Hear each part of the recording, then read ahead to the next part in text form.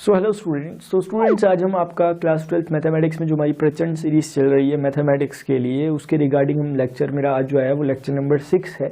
Integrals पर based crash course है। आपकी जानकारी के लिए बता दूं कि इवनिंग में 9 o'clock पर एवरीडे यहाँ पर क्लास चलती है और उसी में मेरा एक क्रैश कोर्स चल रहा है जो कि आप सभी के लिए बहुत ज़्यादा फ्रूटफुल होने वाला है।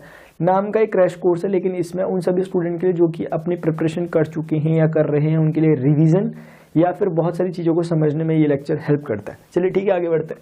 अभी हमारे पास स्टूडेंट्स आज हमें जो देखना है लेक्चर नंबर 6 देखना है, ये रिलेट करता है एक्सरसाइज 7.6 को, यानी कि 6th लेक्चर एक्सरसाइज को रिलेट करता है जो कि आपकी क्या है, इंटीग्रल्स की है, इंटीग्रेशन बाय पार्ट्स पर। तो स्टूडेंट्स मैं आगे बता रहा हूँ बात, लेकिन कुछ स्टूडेंट जो क्यूरियोसिटी रखते हैं कि फार्मूला कैसे आता है, वो वाला जो इंटीग्रेशन में यूज होता है बाय पार्ट्स में, मैं हल्का सा समझाते हुए चलता हूँ, कोई बहुत बड़ी बात नहीं है इसमें। देखिएगा जरा, वो ये है कि अगर मैंने दो फंक्शन अज्यूम किए, let's say u and v and both are the function of x, अगर u v दो x के फंक्शन है तो मैं दोनों को डिफरेंशिएट अगर करता हूँ विद रिस्पेक्ट टू x, दोनों को मतलब दोनों के प्रोडक्ट को अगर मैं डिफरेंशिएट करता हूँ, देना u dv by dx plus second function differentiation of first function, v ऊपर से कर्ल कर रहा हूँ और u को नीचे से कर्ल कर रहा हूँ, समझ में आ रहा हो तो u dv by dx ये समझ में आ गया, फर्स्ट फंक्शन सेकंड फंक्शन आपको आ गया। अगर मैं स्टूडेंट्स आपको एक बात बोलता हूँ कि इंटीग्रेट बोथ साइड अगर करो आप, है ना, integrate both side with respect to x, एक पर्टिकुलर फॉर्म में पहुंचने की कोशिश हो रही है, ठीक है ना, एक पर्टिकुलर फॉर्म में पहुंचने की कोशिश हो रही है। किसी ने सोचा होगा कि क्या करके देखते हैं, खाली बैठे होंगे किसी दिन तो ऐसे कर रहे होंगे, तो रास्ते में उन्हें क्या मिला होगा, D by D x integration करते करते खेल रहे होंगे ना, बस आप भी खेल सकते हैं ऐसी कुछ, आप भी कोई अलग तरह का फॉर्मूला डिजाइन कर सकते हैं। u dv by dx यहाँ पर लिखा हुआ है और स्टूडेंट्स ये dx यहाँ पर ऐसे करके इंटीग्रेट हो रहा है। इंटीग्रेशन के साथ dx या dy या dz जो भी आता है वो इंटीग्रेशन के साथ ही आता है, जो बताता है किसके रिस्पेक्ट में इंटीग्रेशन हो रहा है। प्लस कर फिर से यहाँ पर v du by dx, और क्योंकि इस होल थिंग को इंटीग्रेट किया गया है विद रिस्पेक्ट टू x, तो I should write it like this, ये है ना। अभी इधर देखिए, अभी हमारे पास जो चीज़ बची हुई है, क्या मैं कुछ कह सकता हूँ इसमें, क्या मैं कुछ काम कर सकता हूँ, जरा ध्यान से समझना। ये मैंने एक गलती कर दी यहाँ पर छोटी सी, आप लोगों ने कैच करी होगी बहुत अच्छे से। क्यों, क्या गलती करी मैंने, इंटीग्रेशन तो लगाया लेकिन मुझे क्या दिखाना चाहिए कि इंटीग्रेशन किसके रिस्पेक्ट में हो रहा है, मतलब कि dx टाइप तो कुछ होगा x के रिस्पेक्ट में, जैसे मैंने और जगह बिल्कुल सही किया, इंटीग्रेशन dx, समझ रहे हो, ये इंटीग्रेशन जो है ये dx के साथ, dx लगना जरूरी है इसके साथ, ये इंटीग्रेशन जो है dx इसके साथ लगना जरूरी है, तो आपको समझ में आ रही होगी बात। वैसे ये इंटीग्रेशन जो था उसके साथ वो dx लगा हुआ है, लगना ही चाहिए कि किसके रिस्पेक्ट में हो रहा है, ये बताता है। मेरी बात क्लियर है, वेरी गुड। अच्छा अब बताओ, ये u और v जो फंक्शन है प्रोडक्ट हो रहा है, इसका पहले एक बार डिफरेंशिएशन हुआ और फिर इंटीग्रेशन हो गया। मैंने आपको पहली एक्सरसाइज में सिखाया हुआ है कि डिफरेंशिएशन और इंटीग्रेशन एक दूसरे के एंटी है, इसीलिए इंटीग्रेशन को आप एंटी डेरिवेटिव भी कहते हो। तो इसका मतलब ये हुआ कि uv का आपने डिफरेंशिएशन करा और फिर इंटीग्रेशन कर दिया, यानी आपने uv में कुछ करा ही नहीं, uv में आपने 2 जोड़ा और uv में से आपने 2 ही घटा लिया उस रिजल्ट में से, तो आपने कुछ करा नहीं उसके साथ। मेरी बात समझ में आ रही है। इसका मतलब मैं सीधे सीधे कह सकता हूँ कि जो इंटीग्रेशन और डिफरेंशिएशन है आपस में एक दूसरे को नलिफाई कर देंगे, बचेगा result only u dot v, क्योंकि डिफरेंशिएशन करके इंटीग्रेशन करते रहो, आपने uv का uv बचा दिया साबुत, उसके अलावा कुछ हुआ ही नहीं। इज इक्वल टू, अभी यहाँ पर जो चीज लिखी है एक बार मैं इसे ऐसे लिख देता हूँ, u dv by dx। मैं आपको हल्का सा बताने की कोशिश कर रहा हूँ कि ना वो जो फॉर्मूला हम बार बार यूज करेंगे वो उसका ओरिजिनेशन कहाँ से है। ये हो गया v du by dx into dx। बोलो कुछ समझ में आया नहीं है? आया, बहुत कुछ समझ में आया, वेरी गुड। अच्छा, इस u dv by dx को जो दिख रहा है आपको, मैं उठा के ना अगर इधर ले आता हूँ, u dv by dx को उठाकर मैं इधर ले आता हूँ, आपको एक समझ में तो आ रही होगी बात कि u एक फंक्शन है ऑफ x और dv by dx भी डेफिनेटली x का ही एक फंक्शन है। v क्योंकि x का फंक्शन था, स्टार्टिंग में बोला था, शायद आपको बोला था ना कि u and v both are the function of x, इसीलिए अगर v x का फंक्शन है तो उसका डेरिवेटिव भी x का ही फंक्शन होगा। ठीक है, तो ये बात आपको समझ में आ गई। चलो ठीक है, मैंने क्या किया, मैंने इस चीज को उठाकर यहाँ रख दिया, तो जब ये यहाँ आ गया, या दूसरे शब्दों में से वही रहने दो, uv में से वो माइनस कर दो, यानी कि u dot v minus integration v du by dx, हो गई कहानी खत्म। यही फॉर्मूला हमें बार यूज करना है। कौन सा फॉर्मूला डिजाइन कर लेते हैं, लगे हाथ, उसमें क्या प्रॉब्लम आ रही है, कैसे फॉर्मूला डिजाइन कर सकते हैं। मैं अगर साइड में आके कह दूं एक बात, कहाँ है मिलेगी मुझे साइड यहाँ मिलेगी। अगर मैं कह लेता हूँ कि u को एज एक फंक्शन ले लो f(x) का, जो मैंने स्टार्टिंग से ही कहा था कि u and v both are the function of x, अगर मैंने स्टार्टिंग में भी लिख सकते हो आप इस बात को, u and v both are the function of what, x, both are the function of x, ठीक है ना। इसका मतलब ये हो गया कि u को हम u ऑफ x टाइप का कुछ है और v ऑफ x टाइप का कुछ है, फंक्शन ऑफ x टाइप का कुछ है। अगर v x का फंक्शन है तो उसका डेरिवेटिव भी डेफिनेटली x का फंक्शन होगा। इसका मतलब जो ये dv बाई dx है ये भी x का ही है कोई फंक्शन होगा, तो dv बाई dx को लेट से मैं कोई अलग फंक्शन कह लेता हूँ, लेट से gx, क्योंकि fx कहना अच्छा नहीं रहेगा, तो fx फिर एक ही फंक्शन को डिफाइन कर देगा।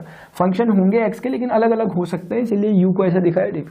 अच्छा ये बताओ, मैं यहाँ लिख सकता हूँ u को क्या बोला मैंने, function of x, dv by dx को मैंने क्या बोला, g ऑफ x, यानी दो फंक्शंस का प्रोडक्ट हो रहा है, दो फंक्शंस का प्रोडक्ट हो रहा है और उसका इंटीग्रेशन हो रहा है, यानी कि दो प्रोडक्टिव फंक्शंस का इंटीग्रेशन का ये रिजल्ट आ रहा है जो आगे आएगा। u को आपने क्या कहा था, fx। अच्छा v को आपने क्या कहा था, अरे v को तो हमने कुछ कहा ही नहीं था, तो क्या मैं इस चीज से v को एक्सट्रैक्ट कर सकता हूँ बहुत आसानी से, क्योंकि मुझे बता सकता है कोई मैं कैसे निकालूं v को, प्लीज बताइए जरा, जल्दी बताइए जल्दी बताइए जल्दी बताइए, थोड़ा टाइम देता हूँ आपको। मुझे बताइए ये dv बाई dx जो है ना, इसमें से अगर मुझे v निकालना है तो कैसे मैं निकाल सकता हूँ, क्या कोई बताएगा? नहीं बताओगे? बताओगे बताओगे बताओगे, जल्दी बताओ जल्दी बताओ जल्दी बताओ। dv बाई dx में से मैं v को कैसे निकालूंगा? Very good, excellent. बहुत से स्टूडेंट ने बताया इस बात को कि dv बाई dx अगर मुझे v निकालना है, मुझे इंटीग्रेट बोथ साइड कर देना चाहिए। अगर मैं इंटीग्रेट बोथ साइड कर दूंगा तो मेरा, देखो ना इस चीज को मैं समझा रहा हूँ, रफली समझा रहा हूँ मैं, dv बाई dx ऐसे था, मैंने अगर इसे इंटीग्रेट बोथ साइड कर दिया तो आप एक बात सिंपल से समझ पा रहोगे यहाँ पर कि ये जो चीज है ना, d by dx of v और फिर dx, यानी ये कहने की कोशिश कर रही है कि जो v नाम का फंक्शन है, v नाम का जो फंक्शन है उसका एक बार डेरिवेटिव लिया गया और फिर उसी का जो रिजल्ट है इंटीग्रेशन ले लिया गया, इफेक्ट नलिफाई, बचा क्या, v ओनली, जो स्टार्टिंग में हुआ था। यानी v नाम, अरे दिख तो रहा होगा, मैं कहना चाह रहा हूं कि v जो फंक्शन है इसका एक बार आप डेरिवेटिव लेते हो फिर इंटीग्रेशन कर देते हो, रिजल्ट क्या रहा, v तो रहा, यकीन नहीं आ रहा, देख लो एक बार। फॉर एग्जांपल v मैंने x स्क्वायर ले लिया, एक फंक्शन ऑफ x, मुझे बताओ मैं इसका पहले डेरिवेटिव लेता हूं, तो dv बाई dx मैंने निकाला, कितना होगा 2x। अभी जो ये dv बाई dx आया, मैं इसका दोबारा इंटीग्रेशन कर रहा हूं विद रिस्पेक्ट टू 2x, ये जो रिजल्ट आया मैं इसको इंटीग्रेट कर रहा हूँ विद रिस्पेक्ट टू x, यानी कि dv बाई dx की वैल्यू रख दी 2x dx। मुझे बताइए 2 बाहर आ गया, x स्क्वायर बाई 2 लिख सकता हूँ, इसका integration x square by 2 plus constant. मुझे बताओ वापस रिजल्ट आपका v ही तो आ गया, वापस रिजल्ट आपका v ही तो आ गया, वापस रिजल्ट आपका v ही आ गया, ठीक है ना, प्लस कांस्टेंट में होगा, उसमें कोई बहुत बड़ी बात नहीं। चलो मेरी बात समझ में आ रही, तो आपको समझ में आया, क्योंकि डिफरेंशिएशन इंटीग्रेशन दोनों एक दूसरे के क्या है, एंटी हैं, इसीलिए हमें समझ में आ गया यहीं से कि dv बाई ये बेसिकली रिजल्ट अपना v के इक्वल है ओनली। हो गई क्लियर स्टोरी। कोई लोग इसे ऐसे कह देते हैं कि लो भाई dx ने dx को काट दिया, अब dx ने dx को अगर काट दिया तो dv बचा, dv का मतलब v हो गया। जब ये कह रहे हैं तो बहुत बड़ा सेंस नहीं रख रहे अपने साथ कि काट दिया का क्या मतलब हुआ, लेकिन सेंसेबल ना होते हुए भी वो रिजल्ट सेम देता है हमेशा, तो dv का रिजल्ट v आ गया। आपको समझ में आ गई बात? ऐसे ही ऊपर पे भी मैच कर लेना, ठीक है ना। बोलो समझ में आया नहीं आया? तो हमें समझ में आ गया कि इस चीज का अगर मैं इंटीग्रेशन करूंगा तो मुझे यहाँ पर v मिल जाएगा इस तरफ, तो क्योंकि इंटीग्रेशन बोथ साइड करूंगा तो मुझे बताओ, अरे बताओ भाई मैंने कुछ बहुत बड़ी बात नहीं कर दी, ध्यान रखना। किसी को कोई समस्या किसी को? क्योंकि मैंने कुछ भी नहीं किया, मैंने बहुत सिंपल काम किया, मैंने इस तरफ इंटीग्रेशन किया, तो मैं क्या उस तरफ इंटीग्रेशन नहीं करूंगा, gx नाराज नहीं हो जाएगा क्या? इसीलिए मुझे दोनों तरफ इंटीग्रेशन करना पड़ा इस चीज के, इसका इंटीग्रेशन सॉल्व करके v आएगा, उसका जो बचा वो आएगा। बोलो क्लियर है स्टोरी? बहुत बढ़िया, बहुत ही बढ़िया। अच्छा चलो ठीक है, इसका मतलब मुझे जरूरत जिसकी थी v की, v मिल गया अपना g, ये हो गया gx ऑफ dx इंटीग्रेशन। मतलब अभी इंटीग्रेशन के अंदर v है, v फिर से लिख दो, और v की वैल्यू क्या है, gx dx इंटीग्रेशन के अंदर।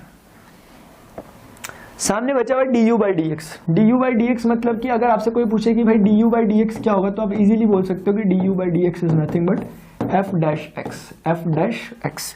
तो du बाई dx की जस्ट मैं वैल्यू प्लेस कर रहा हूँ f डैश x, और फाइनली ये जो बचा हुआ dx, ये बाहर का जो dx बचा हुआ इसका इंटीग्रेशन को रिलेट कर रहा है, यानी जो ये वाला इंटीग्रेशन है ना, ये वाला इंटीग्रेशन इस पूरे फंक्शन का इंटीग्रेशन होगा, इसीलिए पीछे पे उनके होल ब्रैकेट में dx लगा। आपको स्टोरी समझ में आ रही है? मैंने कुछ नहीं किया, जस्ट वैल्यू प्लेस करी।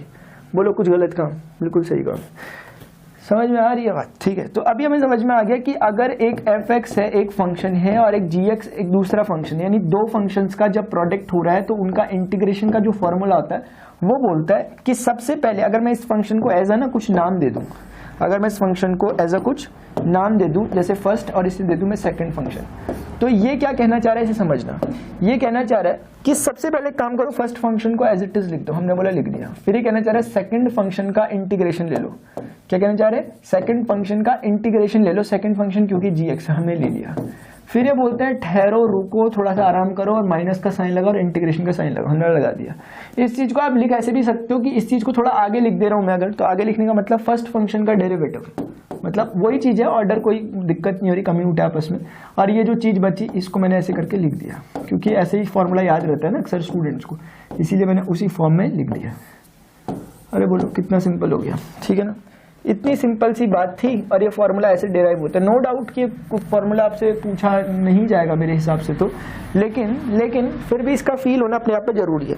ये फॉर्मूला हमारे लिए जो डिजाइन हुआ वो बोलता है कि फर्स्ट फंक्शन और second function if both two are the function of x, अगर x की फंक्शन है तब फॉर्मूला बन रहा है कि फर्स्ट फंक्शन को लिखो, आप रिलेट कर लेना ऊपर से, इंटीग्रेशन ऑफ सेकंड फंक्शन का इंटीग्रेशन मतलब माइनस कर d/dx ऑफ फर्स्ट फंक्शन, अगर ये x के रिस्पेक्ट में, हाँ x के रिस्पेक्ट में हो रहा है फर्स्ट फंक्शन, फिर उसके बाद इंटीग्रेशन ऑफ सेकंड फंक्शन, फिर ये होल जो थिंग रिजल्ट देगी अपना, उसके लिए बाहर से इंटीग्रेशन का साइन जो लगा हुआ उसके कोरिस्पॉन्डिंग dx। बोलो क्लियरली समझ में आया क्या? क्लियरली समझ में आया क्या? यही है, बस इतनी सी बात है, इतनी सी बात है स्टूडेंट्स, और यही आपका इंटीग्रेशन बाय पार्ट का फॉर्मूला है, यही आपका इंटीग्रेशन बाय पार्ट का फॉर्मूला है। आपने देख लिया आपसे कैसे क्या कहानी क्या होती है, बहुत सिंपल चीज़ है, कोई भी कठिनाई नहीं है इसमें। पहली बार जिसने डिराइव किया होगा बैठकर ऐसे ही किया होगा, ठीक है ना? ऐसे ही किया था वो डिराइव, ठीक है ना? चलो ठीक है, समझ में आ गया होगा होपफुली। लेकिन ना अब इसका एप्लीकेशन टाइप यानी कि फॉर्मूला का जो यूज करने का सिस्टम है वो क्या है, वो बड़ा इंपॉर्टेंट है, वो हम देख रहे हैं। पहले इसे आराम से नोट कर लो, स्क्रीनशॉट ले लो, जो करना है कर लो, ठीक है?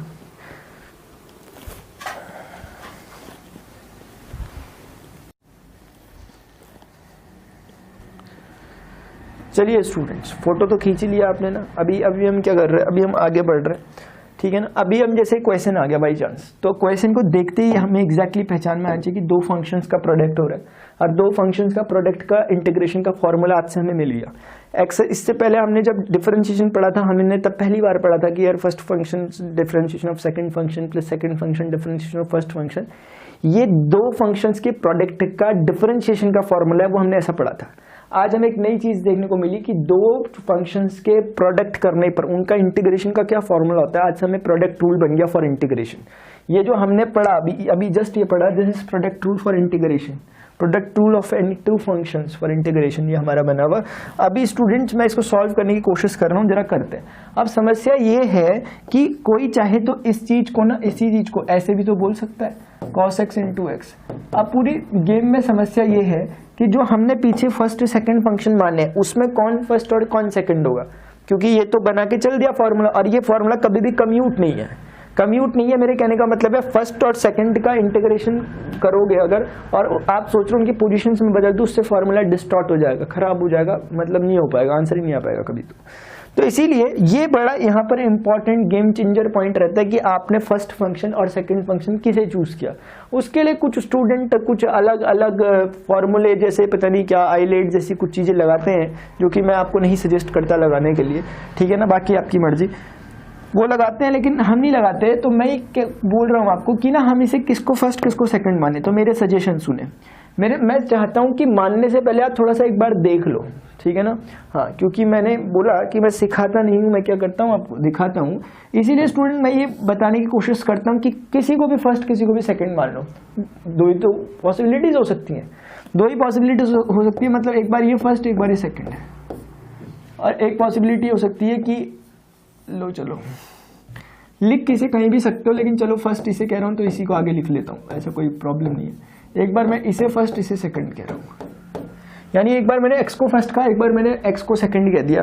अब मैं इन दोनों केसेस में सॉल्व कर खुद बात को समझने की कोशिश कर रहा हूँ कि अगर ये नहीं होता तो क्या होता है, क्या वो नहीं होता तो क्या होता है। मैं खुद ही समझ रहा हूँ अभी बात को, अगर आपको भी समझना है अब मेरे साथ साथ चल लो, मैं तो समझते हुए चल रहा हूँ। मुझे ये समझ में आया कि अगर वो फॉर्मूला थोड़ा सा हम याद कर लें पीछे का तो हमें समझ में आएगा सबसे पहले फर्स्ट फंक्शन फिर देखो इसको याद कर लो थोड़ा सा, हमें समझ में आएगा first function integration of second function minus integration whole integration differentiation of first function integration of second function whole of dx, ये फॉर्मूला है। यानी अगर हमने इस फॉर्मूला थोड़ा सा समझ लिया, ध्यान में रखा, मैं आपके लिए फिर लिख भी देता हूँ ताकि प्रैक्टिस में आ जाए। First function integration of second function minus whole integration d by D x of first function d by D x of first function integration of second function, और फिर ये जो बाहर इसका इंटीग्रेशन लगा था उसका dx, जो होल इंटीग्रेशन लगा था उसका dx। बोलो समझ में आ रहा? ठीक है, क्लियरली समझ में आ रहा। अच्छा, जस्ट वैल्यू प्लेस करो, x को x लिखा, cos x लिखा सेकंड फंक्शन के प्लेस पर लिख दिया, बहुत बढ़िया है ना। इंटीग्रेशन लगा होल का D by D x of first function, चलो आपके लिए बिल्कुल इजी कर रहा हूँ, फर्स्ट फंक्शन का इंटीग्रेशन लिख दिया, सेकंड फंक्शन का वो क्या बोलते हैं इंटीग्रेशन करना है, ठीक है ना, और ये dx लग गया। बोलो ठीक है, ठीक है, बहुत बढ़िया। अच्छा, x हो गया, cos x का इंटीग्रेशन हम सभी जानते हैं बचपन से sin x आता है, माइनस का d by D x of x 1 होता है। बोलो नहीं होता क्या? d by D x of x 1 होता है, मुझे लिखने की जरूरत है, मैं नहीं लिख रहा ना, 1 इंटू एनीथिंग। तो cos x का इंटीग्रेशन क्योंकि sin x होता है, आपकी हेल्प ऐसे हो जाती है कि जो इंटीग्रेशन आप एक बार यहाँ कर लेते हो वही इंटीग्रेशन यहाँ रिजल्ट देता है, इसलिए बताया मैंने। तो इसका तो इंटीग्रेशन कर लिया आपने, अब ये फाइनली वो dx बाहर पे बच गया और इंटीग्रेशन शुरू में था, तो आपको कुछ नहीं करना एक्स्ट्रा, आपको सामने दिख गया जो दिखना था। अच्छा, तो आपका रिजल्ट आ गया x sin x, और sin x का इंटीग्रेशन तो हम सभी जानते हैं माइनस cos x, लेकिन बाहर प्लस cos x इंतजार कर रहा है, प्लस का c हो गया। ये एक बात समझ में आ गई अपने को, ये अपना रिजल्ट हो गया उसके इंटीग्रेशन का। अब कुछ बातें जो बड़ी समझ लेने जैसी हैं, कुछ बातें जो बड़ी समझ लेने जैसी हैं वो ये है कि आपने इसका इंटीग्रेशन जब किया, आपके मन में ये ख्याल बिल्कुल नहीं आना चाहिए कि मैंने इसका कॉन्स्टेंट क्यों नहीं लिया। आपके मन में अगर ये ख्याल आ रहा है कि मैंने इसका कांस्टेंट क्यों नहीं लिया, वो कांस्टेंट कहाँ चले गया, तो कोई चिंता की जरूरत नहीं है। आपको मैं एक बात बता देता हूँ, आप खुद ट्राई करना, एक छोटी सी बात, ये सिर्फ उन्हीं के लिए जो कि रखते हैं इस तरह की जिज्ञासा, उनके लिए है कि अगर आप सोच रहे हैं कि इसका सी आना चाहिए था, ले लो इसका सी, यानी फिर वो कैसा दिखने लगेगा, फिर वो, चलिए देखिए स्टूडेंट्स, तो चलिए स्टूडेंट्स देखते हैं, अगर जो स्टूडेंट्स सोच रहे हैं कि यहाँ के इंटीग्रेशन के कांस्टेंट्स कहाँ गए, उनको एक छोटी सी चीज़ मैं बताना चाहूँगा, बड़े ध्यान से देखना, बहुत प्यारी चीज़ है। वो ये है कि क्योंकि ना यहाँ से हमने इंटीग्रेशन शुरू यहाँ से ना, एक बार देखो 1 बाय 1 देखते हैं। मान लिया x cos x का इंटीग्रेशन कितना होता है, हर कोई जानता है sin x होता है, लिख देते हैं आप, लेकिन आप बोलते हैं हमें तो भाई कांस्टेंट रखने की आदत है, हमने तो सीखा है, हम तो लॉजिकली चलते हैं। मैंने बहुत बढ़िया, शाबाश, रख दिया c1। अच्छा, माइनस का साइन करने के बाद आपको यहाँ पर d by D x of x मिला, जो कि 1 हो गया, मुझे कुछ करने की जरूरत नहीं है अभी। cos x का इंटीग्रेशन मैं लिख रहा हूँ, फिर मैंने बोला अरे यहाँ पे भी तो हमने cos x का इंटीग्रेशन किया था, मतलब जो एग्जैक्ट चीज वहां पे थी वही चीज है यहाँ पर भी, यही चीज इंटीग्रेशन है, उसी चीज का इंटीग्रेशन है, एग्जैक्ट आंसर आएगा, कांस्टेंट भी सेम आएगा। मेरी बात समझ में आ रही है? मैंने क्या कहा, ये जो इंटीग्रेशन ऑफ cos x ने अपना आंसर दिया था sin x plus c1, exact answer वो देगा नहीं देगा, sin x प्लस c1 ही देगा कि नहीं देगा, बोलो c1 ही देगा कि नहीं देगा, क्योंकि cos x का इंटीग्रेशन हो रहा है। अगर कोई और होते तो कांस्टेंट टर्म्स बदल जाते, लेकिन अभी थोड़ी ना बदलेंगे, अभी नहीं बदलेंगे। D by D x of x तो 1 हो गया, कोई चिंता की समस्या की दिक्कत नहीं है, मैंने आपके लिए फिर भी लिख दिया। ये फाइनल dx है, ये वाला dx है, फाइनल dx, जो किसके रिस्पेक्ट में, इस इंटीग्रेशन के रिस्पेक्ट में हो रहा है। अभी आप बोल सकते हो इसे finally x sin x plus x c1, आपने हर कुछ ध्यान रखा, आपने हर कॉन्स्टेंट्स को ध्यान रखा, आप कर रहे हैं आगे sin x dx, सेपरेट कर ले रहा हूँ sin x dx, क्योंकि ना ये 1 तो मल्टीप्लाई हो गया, तो आप चाहो तो उसे, मतलब कोई प्रॉब्लम नहीं कर रहा हूँ, ठीक है। sin x dx अलग हो गया, फिर माइनस का c1 ये है, जो माइनस का c1 dx, माइनस का c1 dx, क्योंकि c1 जस्ट एक कांस्टेंट है, मैंने इंटीग्रेशन के बाहर निकाल दिया। मुझे बताओ यहाँ क्या रिजल्ट मिल रहा, x sin x, यहाँ क्या रिजल्ट मिल रहा, x c1, यहाँ sin x का इंटीग्रेशन क्या होता है, माइनस cos x, वो बाहर से प्लस हो जाएगा, यहाँ माइनस का c1 और ये x हो जाएगा, और प्लस एक कांस्टेंट आ जाएगा बढ़िया सा। क्यों आएगा कांस्टेंट? क्योंकि इस चीज का भी तो इंटीग्रेशन होना चाहिए ना, जैसे मैंने किसी और चीज का इंटीग्रेशन तो नहीं छोड़ा, हाँ जैसे इसका इंटीग्रेशन छूट गया। रुक जाओ भाई, रुक जाओ, जब हमने सोच ही रखा है कि ढंग से करना है तो करना है। नेगेटिव लिख लिया, sin x का इंटीग्रेशन मैंने लिख लिया यहाँ पर cos x, और विद नेगेटिव, और एक कांस्टेंट टर्म मैंने लेट से c2 ऐड कर लिया, बोलो ठीक है। यहाँ पर c1 था, ये जो कांस्टेंट टर्म है डिफरेंशिएशन है x लिख दिया, और इसके साथ मैंने फाइनली एक अपनी मर्जी से कुछ कांस्टेंट ऐड कर लिया, लेट से मैं इसको c3 बोल देता हूँ, c3 का नंबर मिला है। हो गई कहानी खत्म। आप x sin x को x sin x लिख दो, यहाँ से प्लस का x c1 बच जाएगा, यहाँ से माइनस माइनस वो प्लस ऑफ cos x हो जाएगा। मेरी बात समझ रहा है कोई? माइनस का c2 हो जाएगा और वो माइनस का x c1 हो जाएगा और यहाँ से माइनस का c1 c3 हो जाएगा। मुझे आप बताइए प्लीज, ये x c1 नेगेटिव इस पॉजिटिव को कैंसिल कर देगा नहीं कर देगा? एब्सोल्युटली कर देगा। बचा क्या? x sin 1 sin x, ये क्या बचा? Plus cos x। यहाँ पे क्या बच गया? माइनस का साइन कॉमन ले लिया मैंने, मतलब कॉमन क्या ले लिया, चलो ले लिया तो c1 c3 ये बचा।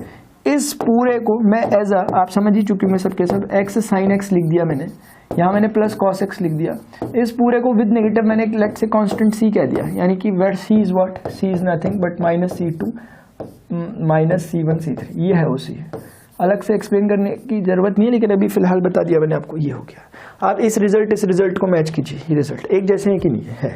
तो अब से एक की नोट अपने लिए बन गया। की नोट ये है कि इतना ज़्यादा बिल्कुल कर कुर के लास्ट में रिजल्ट जब वही आना है, जब कांस्टेंट हमें लास्ट में पता वैसे भी नहीं लगना, तो एक काम करते हैं, जब इंटीग्रेशन लेंगे तो कांस्टेंट टर्म्स नहीं करेंगे, जब सेकंड फंक्शन का इंटीग्रेशन लेंगे तो कांस्टेंट टर्म नहीं इंट्रोड्यूस करेंगे, जब यहाँ इंटीग्रेशन करेंगे कांस्टेंट टर्म नहीं इंट्रोड्यूस करेंगे, यहाँ होल ओवर का इंटीग्रेशन करेंगे कांस्टेंट टर्म फाइनली इंट्रोड्यूस करेंगे।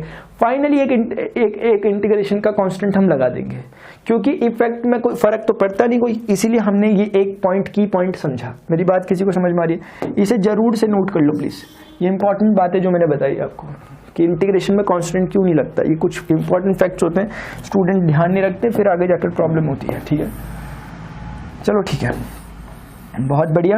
अभी क्या है, अभी हमें बढ़ना है आगे की तरफ थोड़ा। अच्छा, तो आप बोलेंगे कि अच्छा तो ऐसा करते हैं इंटीग्रेशन। मैंने बोला कि मैंने दो मेथड्स चूज किए थे, एक दूसरा मेथड भी था अपने पास। दूसरा मेथड मतलब मैंने बोला फर्स्ट टू से मान लो, सेकंड टू से मान लो। अच्छा, फर्स्ट cos x को मानना है, तो इसी फॉर्मूले का रेफरेंस ले रहा हूँ मैं, इसी फॉर्मूले का फर्स्ट फंक्शन मुझे लिखना है, तो मैंने फर्स्ट फंक्शन लिखा। सबसे पहले क्या लिखा? फर्स्ट फंक्शन, जो कि क्या है? cos x। अच्छा, अभी फॉर्मूला कहता है कि integration of second function is what? x, ये हो गया। फिर माइनस करके फॉर्मूला कहता है कि D by D x of first function करो, what is it here? cos x। और उसके बाद इंटीग्रेशन करो सेकंड फंक्शन का, it is x। And finally dx ले लो, क्योंकि आपने बाहर पर वो होल ओवर का इंटीग्रेशन लिया। वो लोग क्लियर रखेंगे ये बात। बहुत बढ़िया, एब्सोल्युटली करेक्ट। cos x हो गया। अच्छा, एक बार बताओ, x का इंटीग्रेशन क्या होता है? सभी जानते हैं x स्क्वायर बाई 2 होता है। इस चीज को लिखने में सावधानी रखा करो, कहीं ऐसा नहीं कि थोड़ी देर बाद x into x square x cube कह दिया। इसीलिए मैंने उसे ब्रैकेट में डाला। कुछ और समझदार जो लोग होते हैं वो x स्क्वायर बाई 2 को ऐसे आगे लिख देते हैं, तो चक्कर ही गायब, फिर चक्कर ही गायब आगे का। लेकिन कोई बात नहीं, मैंने प्रिकॉशंस लिए अपने लिए, मैंने ब्रैकेट के अंदर उसे पहले ही डाल दिया ताकि मुझे भविष्य में कोई दिक्कतें ना हो। चलो ठीक है, minus D by D x of cos x always minus का साइन एक्स होता है। बोलो होता ही नहीं। cos x का डिफरेंशिएशन क्या होता है? माइनस का साइन एक्स होता नहीं होता। x dx क्या होगा? x square by 2, x square by 2, और ये फाइनली dx बचा।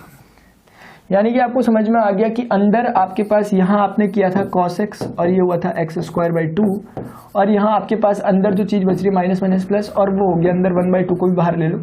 अंदर आपके पास बच रहा है x square into sine x dx, ये बच रहा है। बोलो समझ में आई है?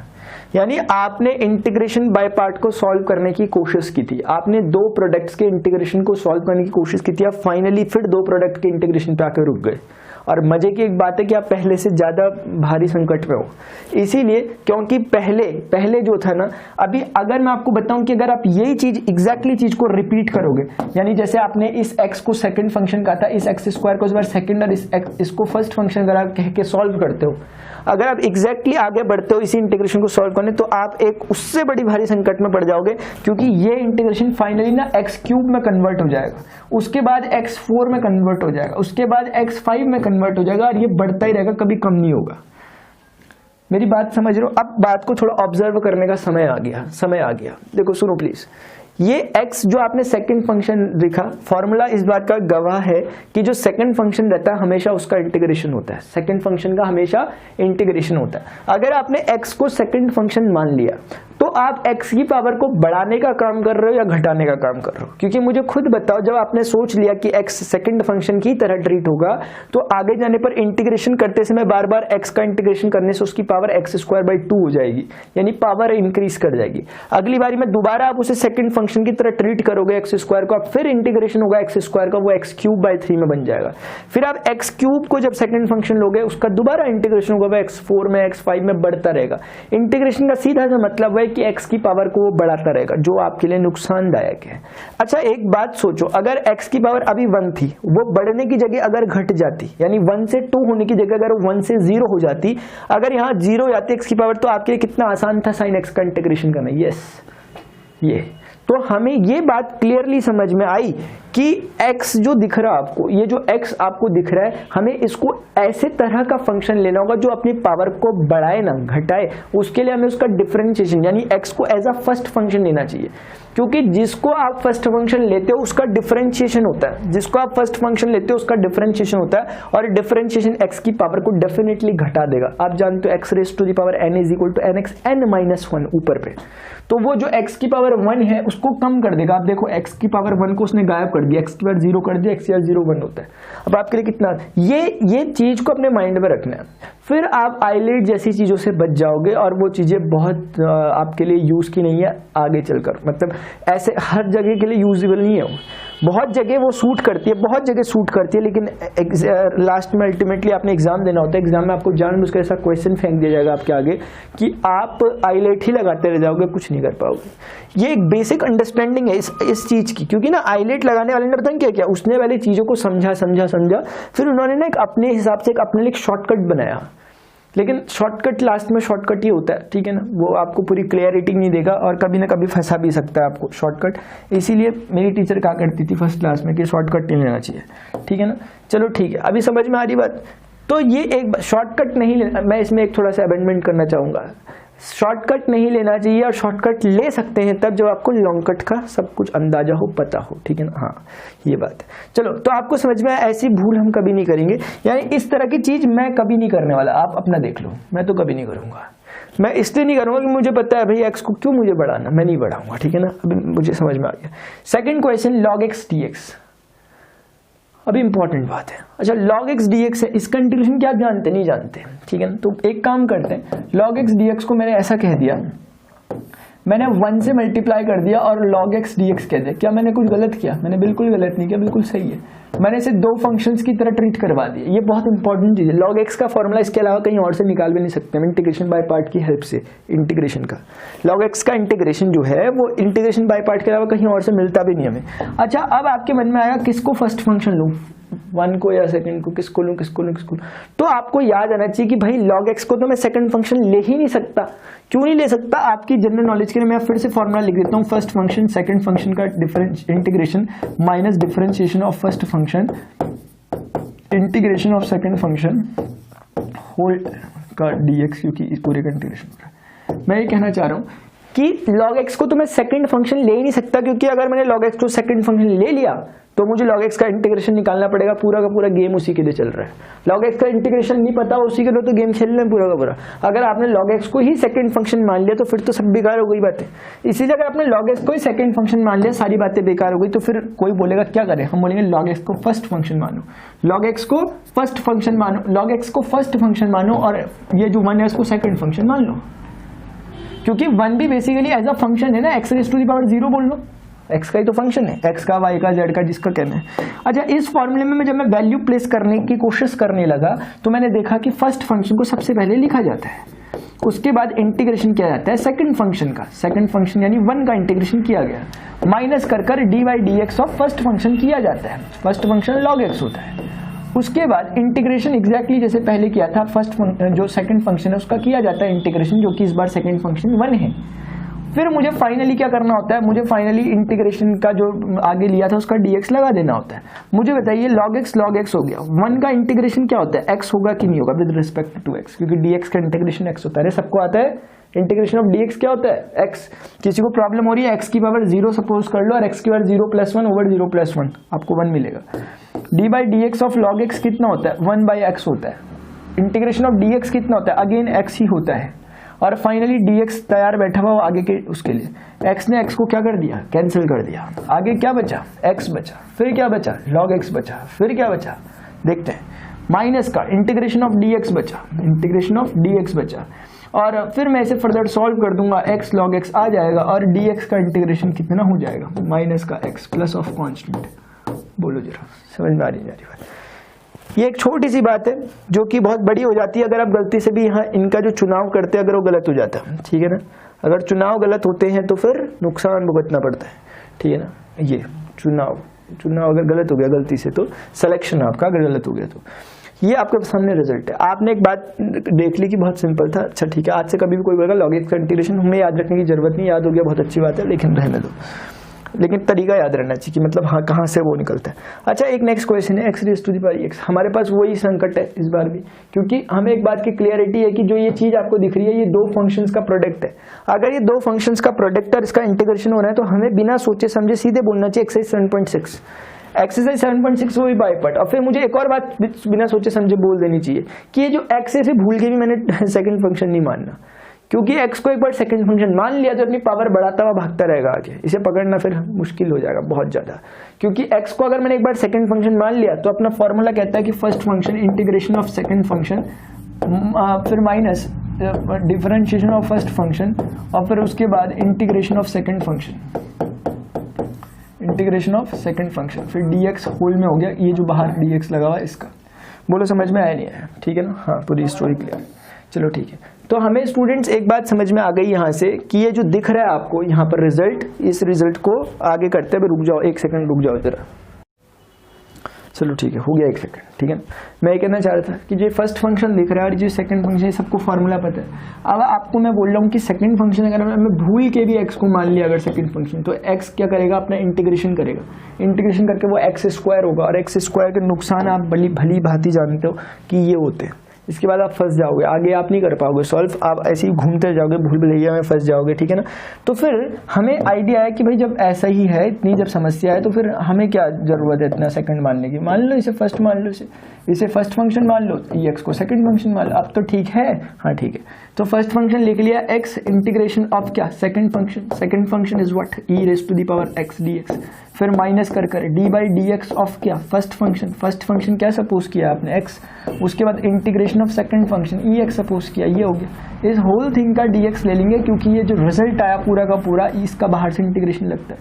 अच्छा x समझ में आ गया, e की पावर x का इंटीग्रेशन समझ में आ गया। बोलो बहुत बढ़िया, मजा आ गया नहीं आया? आ गया, बहुत बढ़िया, मजा आ गया सही में, ठीक है ना। अच्छा D by D x of x का इंटीग्रेशन क्या, डिफरेंशिएशन क्या होता है, x का 1, x का डिफरेंशिएशन 1, e की बार x का इंटीग्रेशन e की बार x इटसेल्फ और dx हो गया फाइनली, और ये बाहर से dx तैयार बैठा हुआ इसके लिए। बोलो अरे मुझे एक dx नहीं लगाना चाहिए ना, इंटीग्रेशन हो चुका उसका, बस e की बार x है। अब आपके पास जो अंदर रिजल्ट बचा हुआ है it is only e raise to the power x का integration, e raise to the power x का इंटीग्रेशन बचा हुआ। आप बोल सकते हो कि x e raise to the power x, तो पहले ये चीज हो गई, माइनस करके e की बार x का इंटीग्रेशन इज ओनली e की power x plus constant term. Finally constant जरूर ऐड करना क्योंकि वो सारे कांस्टेंट का हिसाब किताब करना होता है ना, जो ऊपर पे नहीं लगा रहे आप इतनी देर से। ये काफी हद तक अच्छा नहीं है, मुझे लगा वो ऐसा फॉर्मूला लग रहा है, चलो कोई बात नहीं, ठीक है। तो ये स्टूडेंट्स आपकी आंखों के सामने, तो आपको ना ये फील रहना चाहिए कि क्यों मैं फर्स्ट और क्यों मैं सेकंड चूज कर रहा हूँ या कर रही हूँ, ये फील रहना चाहिए। प्लीज मेरी बात समझ में आ रही है किसी को? यस नो में बोलना, ठीक है ना। कैसे बोलना? यस नो में। चलो ठीक है। अच्छा ये दिखा, ये दिखा, अभी हमने बोला क्या होगा, किसे फर्स्ट माने किसे सेकंड माने। तो मेरा मानना तो ये ना, जब तक समझ नहीं आ रहा किसे फर्स्ट किसे सेकंड, दोनों को फटाफट मान लो इतनी देर में, मान लो। इससे क्या होगा, कुछ रिजल्ट्स मिलेंगे, और जितनी जल्दी एग्जामिनेशन से पहले अपने प्रैक्टिस सेशन में हमने मान लिया इस बात को, उतनी हमारे मन में क्लियरिटी जाएगी, देखते ही स्कैन कर जाएंगे कौन क्या करने वाला है। देखो चलो मान लिया मैं दो केसेस ले रहा हूँ, e raise to the power x sin x, although मुझे पता है कि क्या होने वाला है इसमें और आपको भी पता है बेशक, लेकिन फिर भी एक बार हम क्या कर रहे हैं, डिस्कशन करना चाहेंगे, ठीक है ना। चलो देखो, अगर मैं इसे फर्स्ट फंक्शन इसे सेकंड फंक्शन बोलता हूँ, यहाँ मैं इसे फर्स्ट फंक्शन और इसे सेकंड फंक्शन कहता हूँ, मैं दोनों काम करके देख ले रहा हूँ क्योंकि देखकर ज़्यादा फील आएगा, ठीक है ना। देखकर अनुभव से ज़्यादा पता चलेगा। तो मैं आपके लिए सिर्फ आपके लिए first function integration of second function minus differentiation of first function और उसके बाद इंटीग्रेशन ऑफ सेकंड फंक्शन लिख रहा हूँ, सिर्फ आपके लिए लिखा मैंने। ये dx, ये जो इंटीग्रेशन है ना, यहाँ से जो इंटीग्रेशन है बड़ा वाला, ये इंटीग्रेशन जो है ये इसका dx है, ठीक है।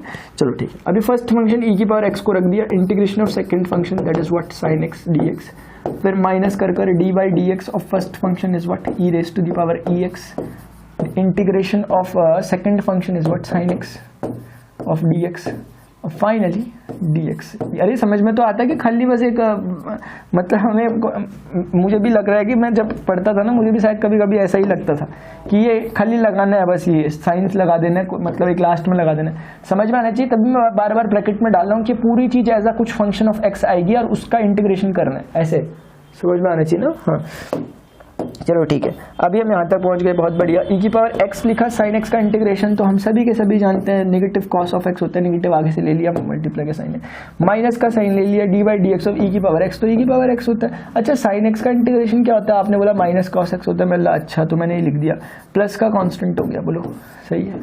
अच्छा जी, dx कौन लगाएगा, देखो चलो dx लग गया इस चीज़ में, ये चीज़ में dx लग गया, फाइनली मैंने बोला कांस्टेंट। अभी मैंने इसलिए, वैसे तो चाहूँ तो अभी भी नहीं लगाना चाहिए कांस्टेंट, लेकिन मैंने अभी इसलिए लगा लिया क्योंकि मेरी बात अभी लगभग खत्म हो गई, अभी मैं फंस गया, मैंने बोला अब क्या करूँ, है ना, मैंने बोला अब क्या करूँ। तो फिर मैं सोचने लगा, मैंने बोला अरे तो वैसी वाली बात हो गई कि मैंने बाय पार्ट करना स्टार्ट किया, बाय पार्ट पे पहुंच गया। हाँ क्यों, आपको याद आएगा, आपको इसलिए याद आएगा, आपने बोला होगा उस समय तो जैसे आप फंसे थे उस समय कि आपने बाय पार्ट स्टार्ट किया था, बाय पार्ट फंसे थे, लेकिन फर्क है दोनों में। फर्क ये है कि इससे हम इसको देख के हमने भविष्य का पता लगा लिया। कैसे पता लगा लिया, हमने बोला जब ये अभी x है, अभी x स्क्वायर हो गया, कारण भी पता है, इंटीग्रेशन हुआ था, x का इंटीग्रेशन हुआ तो x स्क्वायर होगा। फिर हमें पता है अगर हम दोबारा करेंगे यही वाली बात, तो देखो दो ही काम हो सकते हैं, या तो आप एग्जैक्टली पहले की तरह x वाले को सेकंड मानो, तब तो आप वही काम में और आगे बढ़ जाओगे, यानी x स्क्वायर से x क्यूब कर जाओगे, या अगर आप इसे फर्स्ट मानते हो तो आप वहीं पहुंच जाओगे, यही दो काम हो सकते हैं।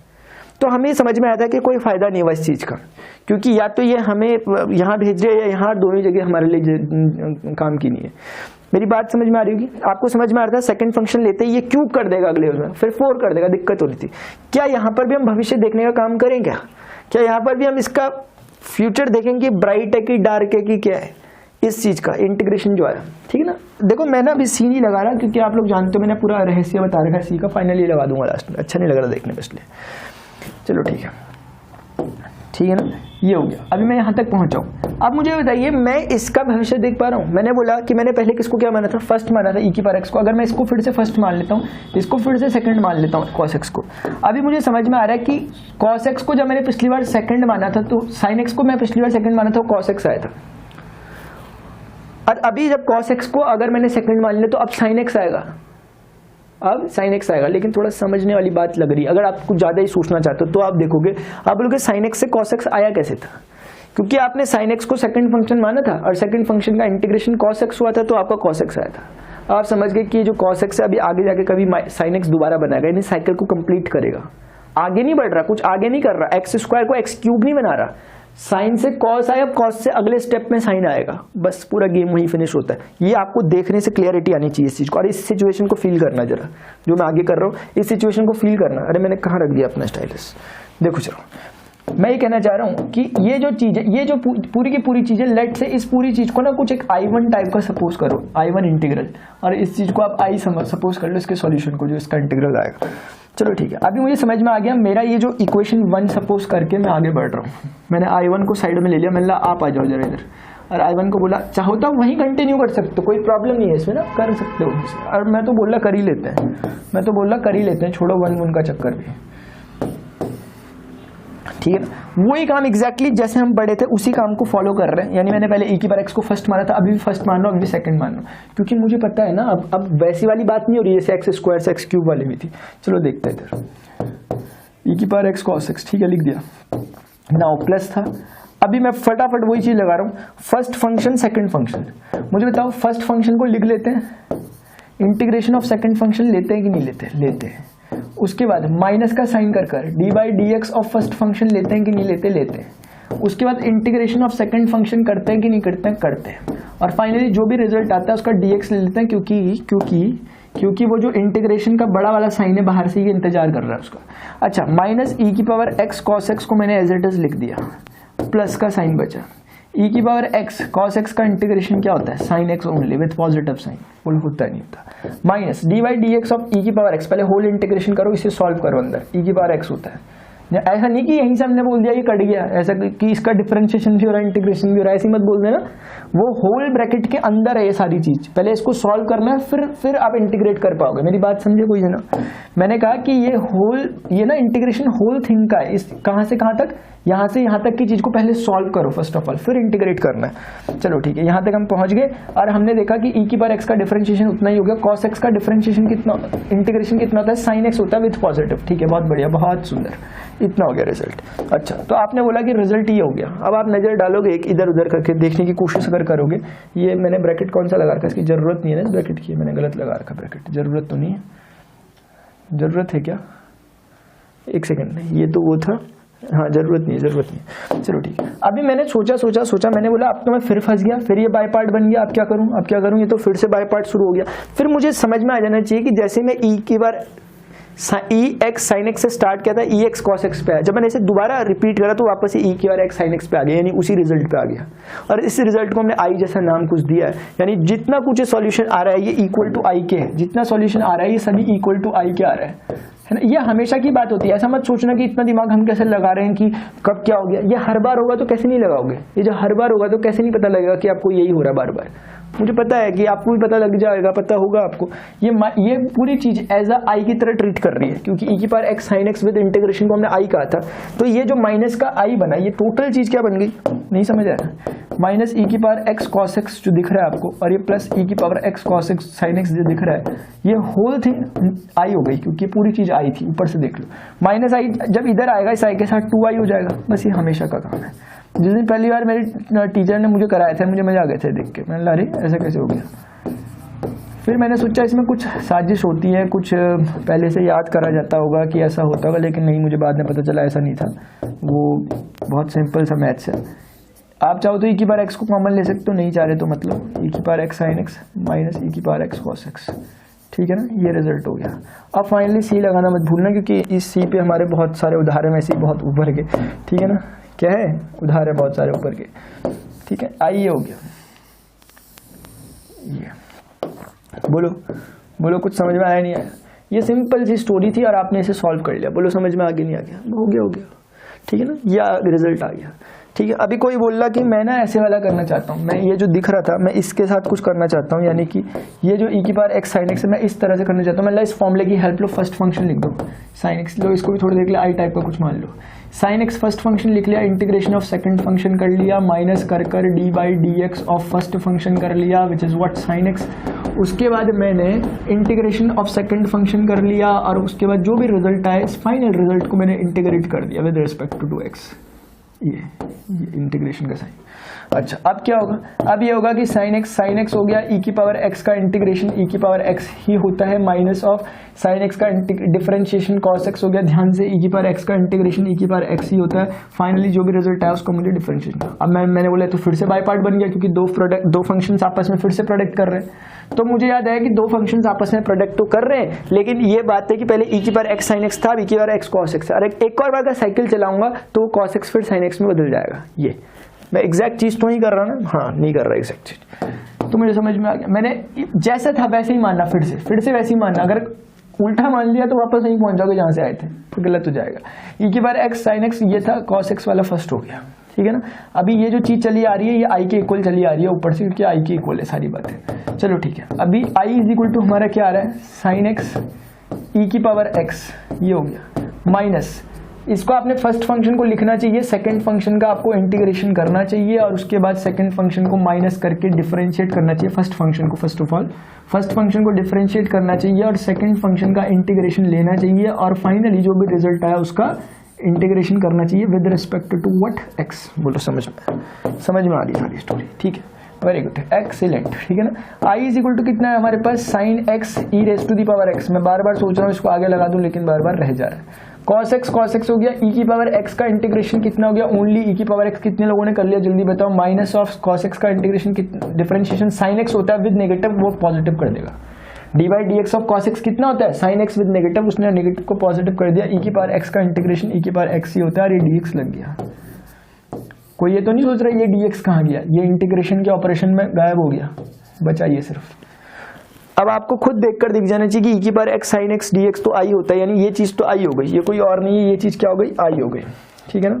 ये बीच यहाँ पे एक नेगेटिव का साइन बचा हुआ आगे से। अभी मैं देख सकता हूँ कि i इज इक्वल टू मेरे पास रिजल्ट आ रहा है sin x e raise to the power x, फिर भूल गया, e raise to the power x।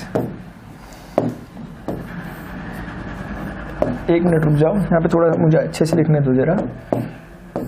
i is equal to हो गया e की power x sin x minus ये हो गया e की power x cos x, very good.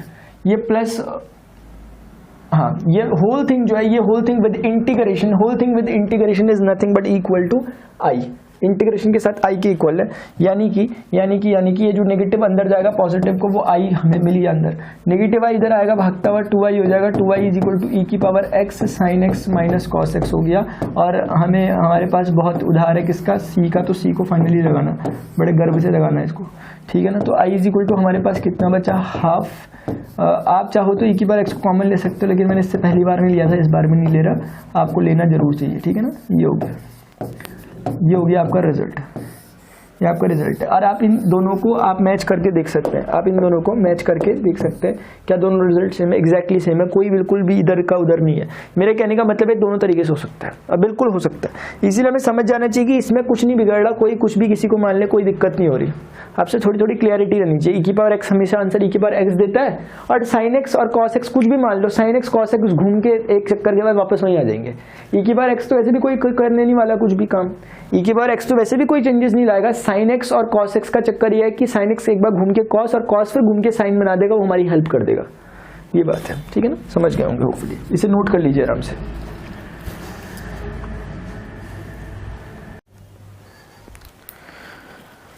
Note कर लिया, चलो ठीक है, अभी करते हैं, आगे बढ़ते हैं, ठीक है। अभी चलो इसको सॉल्व करना है। देखो साइन इनवर्स x का इंटीग्रेशन कैसे होगा, वैसे ही इसे log x का होता है, क्योंकि साइन इनवर्स x का इंटीग्रेशन हम जानते नहीं आज से पहले कभी, मैंने 1 सपोज कर लिया। अब मुझे पता है साइन इनवर्स x का मैं इंटीग्रेशन जानता नहीं, और अगर मुझे पता है, ये भी है कि फॉर्मूला होता है first function integration of second function minus D by D x of first function, formula तो यही होता है ना, first function integration of second function, और उसके बाद होल चीज का इंटीग्रेशन, जो भी रिजल्ट आया था, ये होल थिंग का इंटीग्रेशन। आज जब मुझे पता है कि मुझे सेकंड फंक्शन का इंटीग्रेशन करना है, और क्योंकि मैं साइन इनवर्स x का इंटीग्रेशन खुद जानता नहीं, से भूल के भी सेकंड नहीं मानूंगा, सेकंड दूसरे को मान लूंगा, भूल के भी साइन इनवर्स x को सेकंड नहीं मानूंगा। जब मैं इसे सॉल्व करूंगा, मैं देखूंगा first function sine inverse x हो गया, इंटीग्रेशन ऑफ सेकंड फंक्शन यानी 1 dx minus differentiation of first function is what, sign inverse x हो गया। और फिर मुझे अब कुछ नहीं करना, मुझे इंटीग्रेशन लेना है इसका फर्स्ट फंक्शन का, अच्छा फर्स्ट फंक्शन का नहीं भाई, सेकंड फंक्शन का, और फाइनली dx हो गया, ये dx इसका है। इसे खटक से सॉल्व कर दो, साइन इनवर्स x हो गया, x का 1 dx का इंटीग्रेशन x होगा, वो आगे से आ गया। अभी यहाँ पर जो बचा हमारे पास वो है माइनस के साइन के साथ, साइन इनवर्स x का डिफरेंशिएशन 1/1 माइनस एक्स स्क्वायर होता है विद स्क्वायर रूट, सभी जानते हैं बात को, dx का इंटीग्रेशन x होता है, x dx रिजल्ट आ गया। यानी कि अब आपके पास सिर्फ इतनी सी समस्या है कि आपको इस इंटीग्रेशन को सॉल्व करना है, विच इज क्वाइट सिंपल, आप इसे आराम से कर सकते हो। x लिखा हुआ ऊपर पे, मैंने x लिख लिया ऐसे करके। मुझे कोई बात बता सकता है कि ये जो रिजल्ट है अपना इंटीग्रल इसके इक्वल आ रहा है, साइड में ले जाके चाहो तो इसे I1 मान के साइड में ले जाके सॉल्व कर सकते हो, x square root 1 minus x square dx को चाहो तो साइड में ले जाके सॉल्व कर सकते हो, इस चीज को एज I1 सपोज कर। अभी मुझे पता है कि सिंपल सब्सटीट्यूशन लग रहा है, 1 माइनस एक्स स्क्वायर को अगर मैं t सपोज करता हूँ तो माइनस का 2x dx क्या होगा, dt होगा नहीं होगा बोलो। और जब भी ऐसा होगा तो आप समझ गए कि x dx can be writed as what, minus half dt, यानी कि x dx को मैं माइनस का हाफ dt बोल सकता हूँ, और नीचे पूरा का पूरा स्क्वायर रूट t हो जाएगा। यानी स्क्वायर रूट t का मतलब ये हो गया कि t की पावर माइनस हाफ ऊपर जाएगी, अगर उसका इंटीग्रेशन होगा तो +1 ओवर माइनस हाफ +1, ऐसे ही तो होता है इंटीग्रेशन, बोलो प्लस कांस्टेंट लग जाएगा। मैं इसे अगर सॉल्व करूंगा तो मुझे रिजल्ट मिल रहा है माइनस का हाफ, और t की पावर माइनस का हाफ +1, t की पावर हाफ हो जाएगा। t की पावर हाफ मतलब 1 माइनस एक्स स्क्वायर, क्योंकि t था, और इसकी पावर हाफ मतलब स्क्वायर रूट। नीचे पे क्या बचा हुआ है, ओनली हाफ, और ये हाफ इस पूरे हाफ को कैंसिल करके सिर्फ नेगेटिव बचा देगा आगे पे, यानी कि उसका आंसर मुझे समझ में आ गया। ये तो x साइन इनवर्स x था ही, उसका आंसर मुझे समझ में आ गया कि उसका आंसर आ रहा है नेगेटिव के साथ, वो नेगेटिव इसको पॉजिटिव कर देगा, square root of 1 minus x square, और whole thing with constant plus, ठीक है ना, वो उसका कांस्टेंट का हिसाब भी हो गया, उसके कांस्टेंट का हिसाब किताब भी हो गया। ये आपको समझ में आया, ये रिजल्ट है आपका, ठीक है ना। आई थिंक सो सब कुछ सही है, सभी कुछ सही है। ठीक है, बोलो क्लियरली समझ में आ रहा है, दिख रहा है? चलो ठीक है। अभी next question, very most important question, बहुत ही ज्यादा इंपॉर्टेंट क्वेश्चन है। मुझे सभी बताइए, क्वेश्चन बहुत इंपॉर्टेंट है, मेरे खुद एग्जाम में आया था, बोर्ड एग्जामिनेशन में, क्वेश्चन बहुत ज्यादा इंपॉर्टेंट है। इसको करने के लिए ना आप 2-3-4 तरीके अपना सकते हो, लेकिन जो सबसे ईजिएस्ट वे मुझे लगता है वो मैं आपको सीधे डायरेक्ट बता रहा हूँ, क्योंकि अपने पास टाइम की शॉर्टेज है। वो ये है कि मुझे देखते ही समझ में आ रहा है कि साइन इनवर्स एक्स का डिफरेंशिएशन इसकी तरह कुछ होता है, क्योंकि मैं जानता हूँ, अरे कहीं किया था क्या मैंने, मुझे लग तो रहा है, हाँ, साइन इनवर्स एक्स का डिफरेंशिएशन मैं जानता हूँ 1/√, वो तो dx का आया x है ना, तो 1 होता है। यानी मुझे समझ में आ गया, अगर एक छोटी सी फैक्ट मेरे पास है कि साइन इनवर्स x जो होता है ना, उसका जो डिफरेंशिएशन होता है, यानी d/dx of sine inverse x जो होता है, वो मुझे पता है कि स्क्वायर रूट के अंदर 1 - x² होता है डिवाइड में ये और ये चीज मुझे काफी हद तक क्लियरिटी दे रही है कि यहाँ भी 1 - x² दिख रहा है स्क्वायर रूट के अंदर साइन इनवर्स x, यानी इनके बीच में कुछ ना कुछ तो है। इसका मतलब इस चीज का अगर मुझे काम करना है, मुझे इस चीज से कुछ फायदा लेना है, तो मुझे काम करना चाहिए, साइन इनवर्स x को तुरंत t मानना चाहिए, ताकि जैसे ही मैं इसे t मानूं, ये एक्सरसाइज 7.2 का क्वेश्चन हो गया।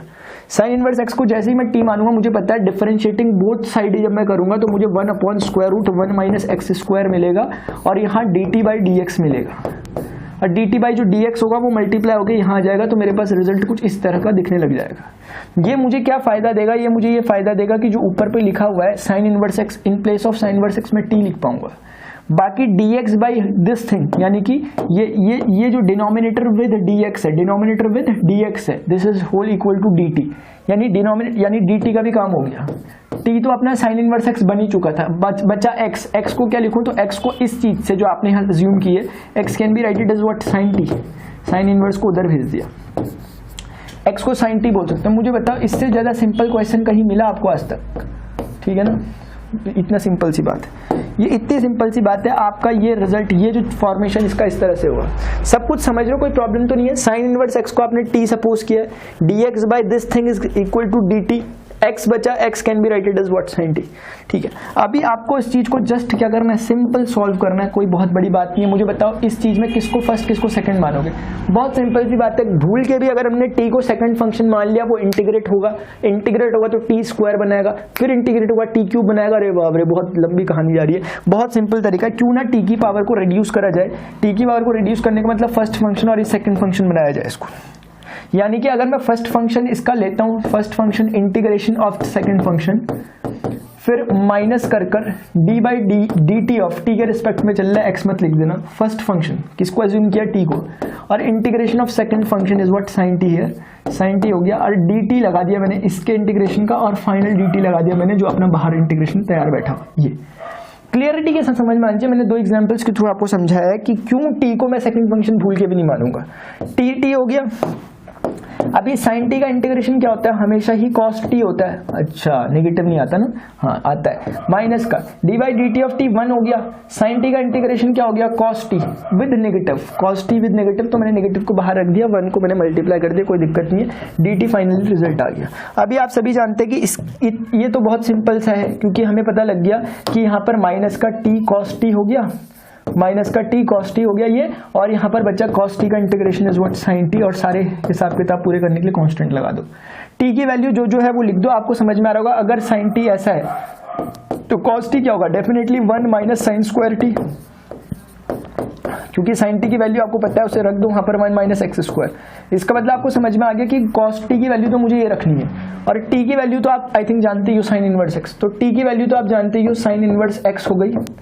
cos t की वैल्यू आप प्लेस कर दो, cos t की वैल्यू मैंने ही से दिखाई है आपको, स्क्वायर रूट के अंदर 1 माइनस x² विद पॉजिटिव थी, आई थिंक, हाँ पॉजिटिव ही है ये हो गई।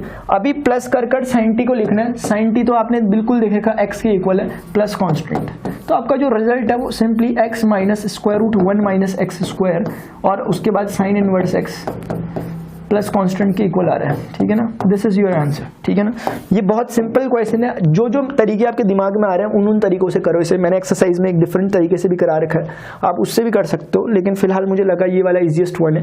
ये इंपॉर्टेंट क्वेश्चन है, आपके बोर्ड एग्जामिनेशन में 100% आएगा इस बार। ठीक है, किसी को मत बताना, ये क्वेश्चन आपके लिए एज अ होमवर्क है, इसे कर लोगे तो फिर आपने वो मार्क्स अपने सिक्योर कर लिए जो मैंने आपको बोले थे। अभी ये बड़ी इंपॉर्टेंट चीज है, इसको डिस्कस करना है स्टूडेंट्स हम सभी ने। देखिएगा स्टूडेंट्स, ये बड़ी इंपॉर्टेंट चीज है, इसको हम डिस्कस कर रहे हैं। इसमें क्या है ना, एकदम देखने से दिख रहा है कि tan इनवर्स x, आप सभी जानते हो एक बात कि tan इनवर्स x जो होता है इसका d/dx of tan inverse x हमेशा ही क्या रिजल्ट देता है 1/1+x²। इस फैक्ट का फायदा हम उठा सकते हैं यहाँ पर, क्योंकि हमें दिख रहा होगा कि बहुत सी चीजें tan इनवर्स x भी मौजूद है, 1/1+x² भी मौजूद है। तो क्या हम करें, मैं एक छोटी सी बात आपको दिखाना चाहूंगा। क्या मैं ऐसा बोल सकता हूँ कि e⁻x tan इनवर्स x ऐसे हो गया प्लस e⁻x उससे मल्टीप्लाई हो गया 1/1+x² हो गया, dx हो गया। क्या मैं ऐसा बोल सकता हूँ? मैंने बोल दिया, ठीक है ना, ये बोल दिया मैंने। अभी मुझे समझ में आ रहा है कि मैं अगर फर्स्ट फंक्शन सेकंड फंक्शन करूंगा तो मुझे क्लियरली समझ में आ रहा है tan इनवर्स x मुझे इस तरह का रिजल्ट कब देगा जो मैं चाह रहा हूं, जब tan इनवर्स x का क्या होगा, डिफरेंशिएशन होगा। और tan इनवर्स x का डिफरेंशिएशन कब होगा, जब tan inverse as a first function assume किया जाएगा। मेरी बात पहुंच रही नहीं पहुंच रही? इसलिए tan इनवर्स x को इस इंटीग्रेशन में, इसको हिलाना भी मत, इस वाले इंटीग्रेशन को सिर्फ हिला रहे हैं, इसको वहां की तरफ अप्रोच करवा रहे हैं। कैसे करवाएंगे? Only if when tan inverse x becomes a first function। तो इसीलिए हम यहाँ पर लिखेंगे कि I इज इक्वल टू इस tan इनवर्स x को एज अ फर्स्ट फंक्शन ले लेंगे और सेकंड फंक्शन का इंटीग्रेशन कर लेंगे और माइनस कर d/dx of tan inverse x, चलो आपके लिए ऐसे लिख रहा हूँ सिर्फ आपके लिए, d/dx of tan inverse x लिख लिया first function, integration of second function लिख लिया, dx कर लिया और होल थिंग का dx आ गया। बोलो आगे नहीं आ गया ये।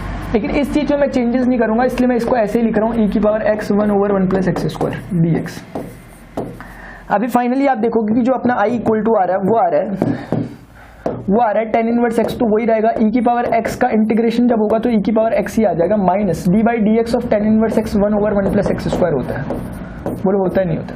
e⁻x का इंटीग्रेशन क्या होता है, e⁻x ही होता है और होल थिंग का dx लग जाएगा प्लस में e⁻x और 1/1+x²। मजा आगे नहीं आ गया? बोलो देख लो मैजिक ये है कि ये दोनों के दोनों साफ, ये हमेशा का काम है, आज का नहीं है कोई, हमेशा का काम है। जब भी आपको दिखे ऐसा कुछ हो रहा है कि उसका डिफरेंशिएशन वो बन रहा है, इसको प्रॉपर डिस्क्रिप्टिव सॉल्यूशन इसका है जो मैंने आपको बताया।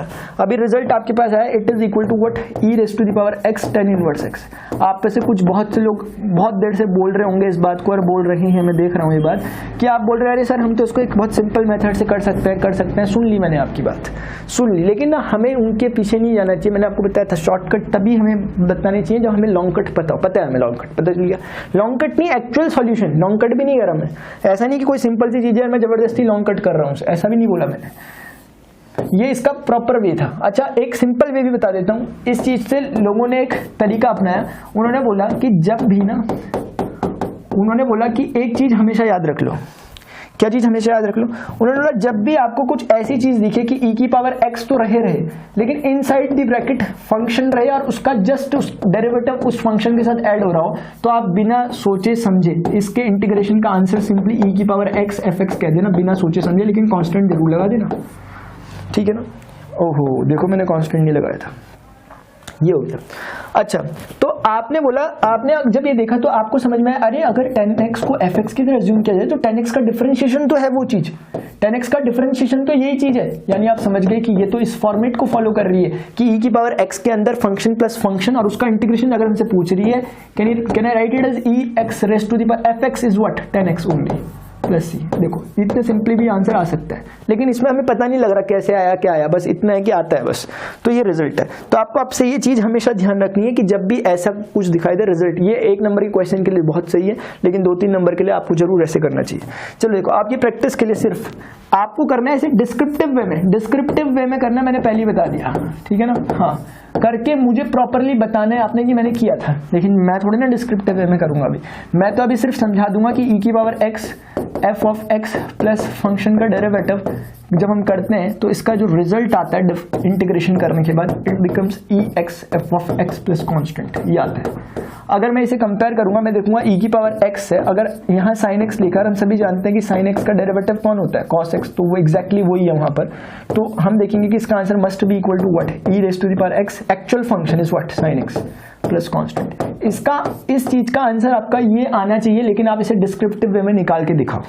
ये कोई डिस्क्रिप्टिव वे नहीं है, ये मुझे बढ़िया भी नहीं लगता, ये सिर्फ आंसर निकालने के लिए ठीक है। इसको करके दिखाओ तो जानो, करके दिखाओ इसे, देखते हैं आखिर कैसे करते हो। कैसे भी कर लो, रिजल्ट बताओ मुझे रिजल्ट से मतलब है। कोई बता सकता है क्या रिजल्ट? मैं देखता हूँ, जल्दी बताइए भाई, कौन बता सकता है आखिर किसको आता है ये क्वेश्चन का आंसर? कौन कर सकता है इसको? आपके लिए फ्रेम किया था स्पेशली। अरे समझ गए सबके सब, है ना सब। और मैं गहरा सकता था इस क्वेश्चन को, मैंने ज़्यादा नहीं गहराया। वो ये कहना चाह रहा हूँ कि ई की पावर एक्स है बेसिकली। हम समझते हैं कि 1 + 10 square x is what? Sec square x. और सेक स्क्वायर एक्स प्लस क्या हो गया? 10x। अभी भी आंसर बोलो कितना आएगा? ई की पावर, मुझे बताओ आंसर क्या आएगा? ई की power x sec square x और ई की पावर एक्स 10x। 1 2 में आंसर बोलो, either 1 or 2. What should be the correct answer? What will be the correct answer? जल्दी बताइए कौन सा आंसर होगा? +C लगा देना दोनों में, कोई बात नहीं। अच्छा इतना तो मैं मान के चल रहा हूँ कि इतना समझ में आ गया होगा कि इन दोनों में से कोई आएगा, इतना तो है। हाँ तो आप लोगों ने बोला, जो भी बोला प्लीज यहाँ देखें। अब इसको आपने ना प्रॉपरली ऐसे लिखना चाहिए, 10x को आगे लिखना चाहिए। क्यों 10x को आगे लिखना चाहिए? क्योंकि हम लोग जानते हैं, छोटी सी बात वो ये है कि जो एक्चुअल फॉर्मूला है वो इस चीज को रिलेट करता है। ई की पावर x और अंदर फंक्शन रहता है और बाहर पे प्लस करके उसका डेरिवेटिव रहता है, प्लस करके उसका डेरिवेटिव रहता है। और इसका रिजल्ट हमेशा ई की पावर x f(x) होता है। ये होता है। हमें ये बात से हमने इसको इस चीज को इस बात से रिलेट करना है। क्या करना है? रिलेट करना है इस बात से इस चीज को हमें। तो इसीलिए हमने 10x को आगे क्यों लाए, समझ में आ रहा हो? क्योंकि सेक स्क्वायर x का डेरिवेटिव वो नहीं होता, 10x का डेरिवेटिव वो होता है। तो आगे फंक्शंस को लिखा जाता है, उसके पीछे उसका डेरिवेटिव लिखना चाहिए ताकि आप प्रॉपर आंसर बोल पाओ। तो इसीलिए फंक्शन पहले लिखो, 10x पहले लिखा, फंक्शन पहले आया, उसका डेरिवेटिव बाद में आया f'(x), है ना। तो आप प्रॉपरली कह पा रहे हो कि ई की पावर fx आंसर होता है। तो fx कौन है? 10x है। तो आपने सिंपली कह दिया कि ई की पावर 10x + c, ये आंसर है आपका x। इसका आंसर क्या हो गया? सिंपली ई की power x 10(x) plus constant. बोलो मेरी बात समझ में आई कि नहीं आई? ये इसका आंसर नहीं है जिन्होंने कहा था, बाय द वे, ठीक है ना। ये एक छोटी सी बात है, बोलो समझ में आया नहीं आया? कुछ और है? और नहीं है। बहुत बहुत बधाइयाँ आप सभी को, आपने एक्सरसाइज 7.6 को कर लिया बहुत अच्छे तरीके से। 7.6 के सारे कॉन्सेप्ट समझ लिए, फॉर्मूला कैसे डिराइव होता है, सी का क्या चक्कर होता है और कैसे इसका एक्चुअल मीनिंग होता है, आईलेट हमारे लिए क्यों जरूरी नहीं है, ये सब बहुत सी बातें आपने इस लेक्चर में सीखी। स्टूडेंट होपफुली आपको सब कुछ समझ में आया भी होगा। ये लेक्चर कैसा लग रहा है आपको, ये सेशंस कैसे लग रहे हैं आपको, ये प्रचंड सीरीज कैसी लग रही है आपको, ये 9 o'clock का जो हमारा एपिसोड चलता है कैसा लग रहा है आपको, ये आपने जरूर बताना चाहिए। आप बताते कम है वैसे, ठीक है, पढ़ाई में बहुत ज्यादा ध्यान है, थोड़ा सा कमेंट करने में प्लीज टाइम निकाला करें, ठीक है ना। हाँ चलिए ठीक है स्टूडेंट्स, अगर आपको लेक्चर इन्फॉर्मेटिव लगा तो जरूर इस वीडियो लेक्चर को लाइक करें, अदर नीडी स्टूडेंट के साथ जरूर से शेयर करें। वीडियो के डिस्क्रिप्शन में जाएं, अभी तक आपके लिए मोर देन 850+ वीडियो लेक्चर्स बनाकर रख चुका हूं मैं फिजिक्स, केमिस्ट्री, मैथमेटिक्स के। तो स्टूडेंट उनको भी देखें, उनको विजिट करें, जो आपके काम का है उसको। मेरा कहने का मतलब यह है कि इसके पूरे डिटेल लेक्चर भी बन चुके हैं, डिस्क्रिप्शन में आपको मिल जाएंगे। डिटेल लेक्चर सब बने हुए हैं, एनसीईआरटी सॉल्यूशन, कहीं भी प्रॉब्लम आ रही है एक्सरसाइज की देख लेना। और स्क्रीन में आपको इतनी देर से यहाँ पर एक स्क्रीन में एक चीज दिखाई दे रही है, ये अपनी वही चीज है जिसमें हमारे सारे क्रैश कोर्सेज हैं, उसकी प्लेलिस्ट है, इस पे क्लिक करके आप उसे विजिट कर सकते हैं। तो स्टूडेंट्स फिलहाल अभी के लिए इतना ही, मिलता है अपने नेक्स्ट लेक्चर में। Till then good bye, see you, have a great day.